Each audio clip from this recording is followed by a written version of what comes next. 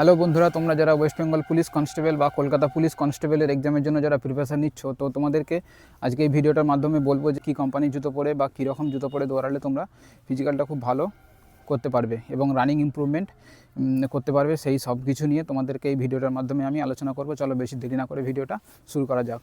ভিডিওটা শুরুতে সবাই প্রথমেই বলি যে তোমরা যে ফিজিক্যালের জন্য যারা প্রিপারেশান নিচ্ছ, তো এমন কোনো কোম্পানির জুতো কিনবে না যে কোম্পানির মানে জুতোর যে সোলটা আর কি খুব ভারী বা খুব ওয়েট।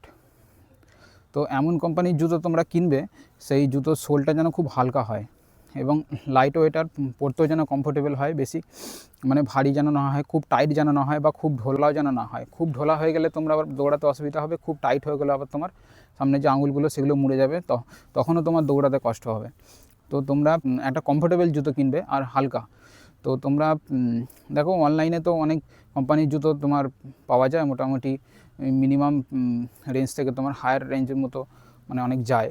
তো তোমরা যেহেতু তোমরা মানে পুলিশ কনস্টেবলের এক্সামের জন্য প্রিপারেশন নিচ্ছ, তো সেহেতু তোমাদেরকে খুব একটা কস্টলি জুতো কেনার দরকার নেই। মোটামুটি একটা মিড রেঞ্জের জুতো তোমার ওই 1000 টাকার মধ্যে।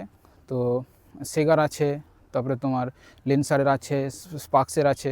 এবার তোমার যে কোম্পানির কমফোর্টেবল লাগবে যে জুতো, মোটামুটি এই 3টে কোম্পানির জুতো তোমার খুব ভালো, তোমার লাইট ওয়েট, তারপরে তোমার খুব কমফোর্টেবল আছে।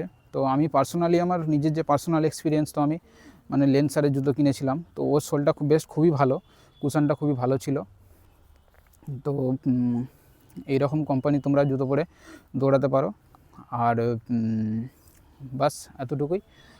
আর চলো দেখা হচ্ছে নতুন কোনো ভিডিওতে, ততক্ষণের জন্য tata, bye bye, take care.